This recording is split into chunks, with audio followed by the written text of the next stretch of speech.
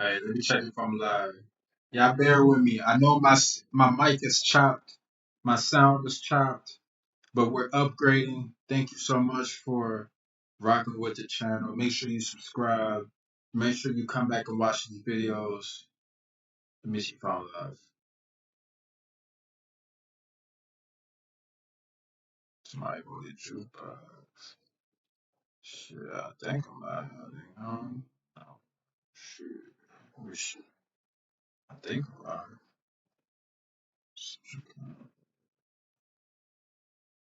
There we go.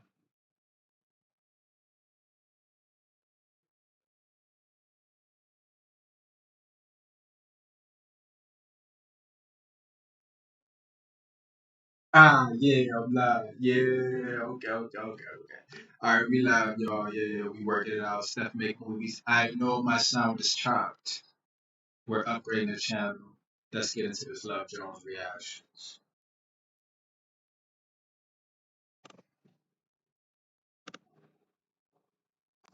I had to do it.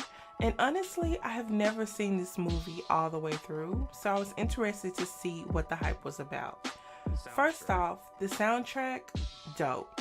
It's a vibe, okay? If y'all didn't know, rest in peace, D'Angelo. Was he on the Love Jones soundtrack? I'm thinking about a thin line between love and hate. All right, we'll get back to that. But Nina and Darius were a complete miss. And you know I have my thoughts. I had to pull out the counters for this one. Let's get into it. Soundstripe.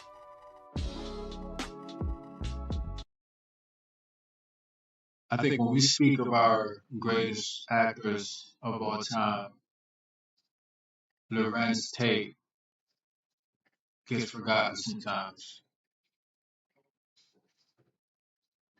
Like speaking of all my black actors that are friends, when they mention their favorite actors, Lorenz Tate gets forgotten. But then when you bring Lorenz up, we're like, oh yeah, man, he's fine. He does amazing work.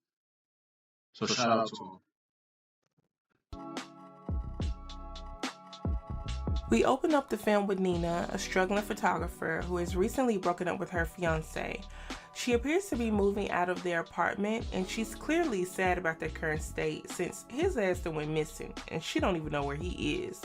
Child, this movie already starting off bad. We then go to Sanctuary, a local bar where poets and other artists come together, and we meet Darius, the second main character, and his friends Savon, Wood, Eddie, and Sheila. Now they're talking about whether they believe that romance is dead or not, and how Sheila needs romance in her life. And Wood thinks he knows what every woman needs, and all that jazz. Y'all, Bill Bellamy low-key played the same person in every one of his roles, because his character here reminds me of his character on How to Be a Player. Yeah, we gotta do that one. Facts. I gotta watch that movie too. I haven't seen that in forever. But that's one of the goals. Get paid to be yourself. Let's roll. But anyway, Darius thinks he knows a definite answer to their debate about romance. When people who've been together for a long time say that the romance is gone, what they're really saying is they've exhausted the possibility.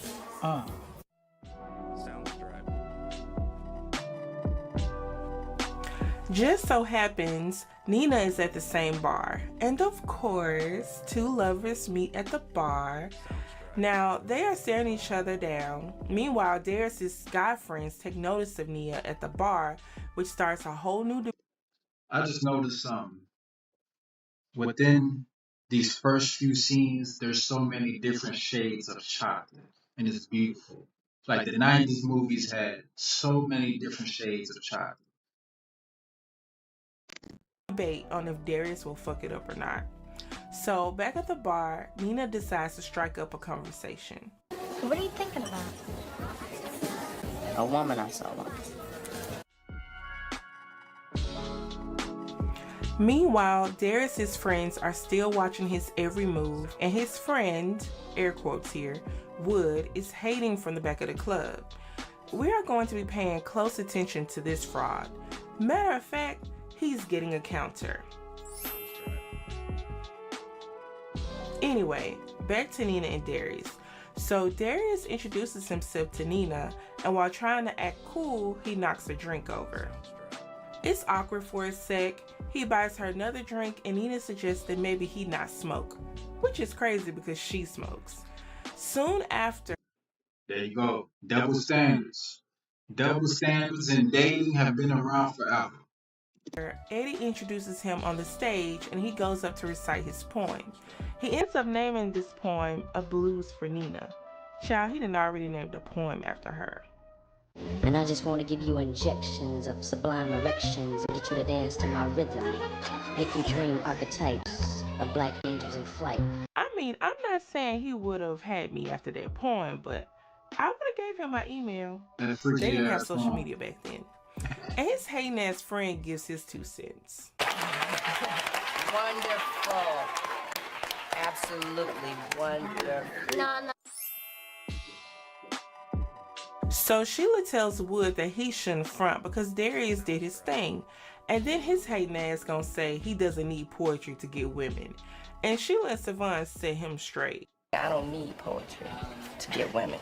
No, you need a personality to get women. Try a breath mint and a visa. So later, outside of the club, Darius and his friends are talking, and Nina and her friend Josie walk up to them. She thanks him for the poem, and he makes a not so subtle request. So maybe next week you can write something for me. Did she ask you to write the poem though? Look at him, making demands already. She then tells him that if she were to That wasn't a demand he asked. She said maybe. write a poem about him, it wouldn't be about sex. Darius gets offended, and Nina lets him know that nothing is wrong with sex, but there are more subjects to write about. When he asks her to clarify, she walks over to him and begins writing on his hand. Now, for a moment, he thinks he has this in the bag, but no, not at all. Alright, well, that was cold. That's cold. That'll make your heart drop. That'll make your heart drop. She walk up on you, P. You think she about to write your number down? What did she write, actually? Ooh.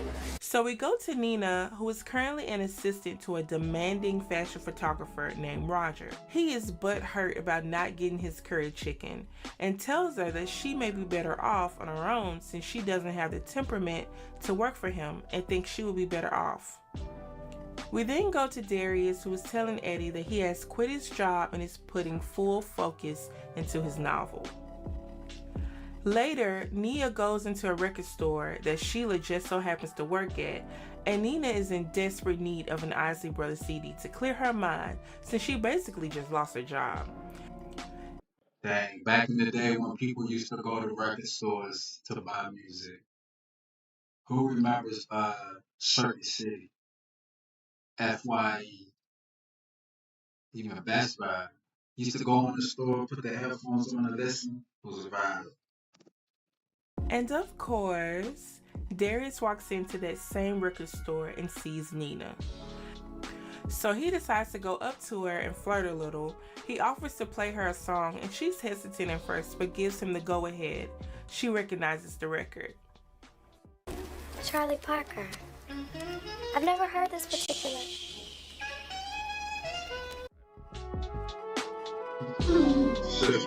She listens for a minute and then turns to pay for her records. While doing this, she passes Sheila a check and starts to leave, but Darius stops her to ask her out on a date. Now, in her defense, she told him straight up that it was bad timing and that she wasn't open to dating at the moment. But what did his persistent ass do? He got her address off of the check, against Sheila's advice and better judgment, not even considering if she stayed with a dude, if the dude was psycho. Hell, if he would appear psycho going to a random woman's house unannounced. None of that. His happy ass went to her house and knocked on her door with a smile on his face, and her delusional ass opened the damn door. Girl, you don't know him.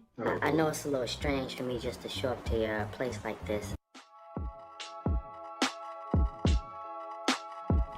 He gives her an Isley Brothers CD that he purchased for her, and she accepts it. Tells him thank you, and then he just stands there. Like, bye, thanks. What, you trying to come in? And she lets him in. Girl, you know this is the 90s. My 2023 ass would have went into the good drawer immediately. Like, how did you get here? Nobody's supposed to be here.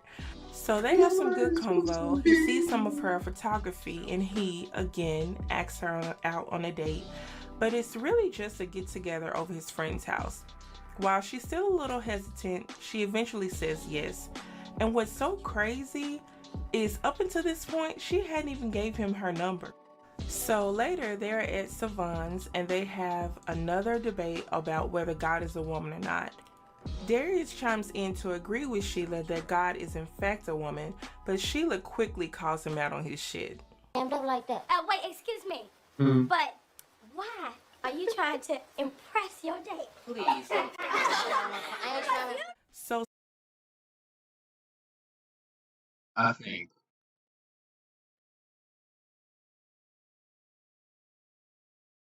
I don't know what God is, but when I look at the weather,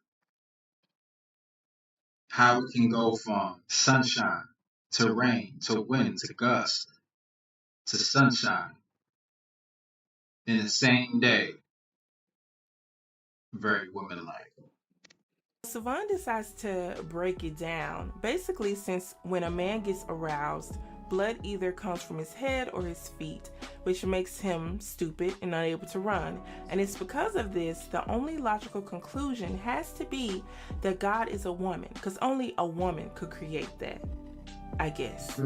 Anyway, so later as Darius is walking Nina home, and he is not a gentleman at all. How are y'all walking in the rain and you don't have an umbrella? And where's your motorcycle? Anyway, so Darius offers to take her to a reggae club. They go, and I'm not gonna lie, this scene was cute. I would have had a time at that club that night. The music was lit. So after, Darius takes her home, and again, he is persistent.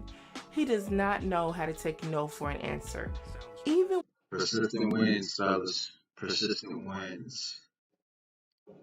Just make sure everything is consensual. when it's in his best interest, he just pushes and pushes and pushes. Look, Nina, I just want to come up and talk. And he lands right in the you know what. So the next morning, he's making breakfast, looking all awkward in the kitchen, and he tells Nina that he's really starting to like her. Oh, Nina. I really dig you, Nina. And I hope we didn't move too fast, you know. Boy, if you don't get it. So he tells Nina that he hopes that they can continue to see each other, and she agrees to. So we then go to Nina and Josie can sense that Nina has a new vibe about herself. Instantly, she knows that her and Darius had sex. The taxi driver was nosy as hell. I can't blame him because I would have been ear hustling too. So Josie asks Nina how was it, and baby Nina hypes it up real tough. Like his dick, just talk to me. What'd it say?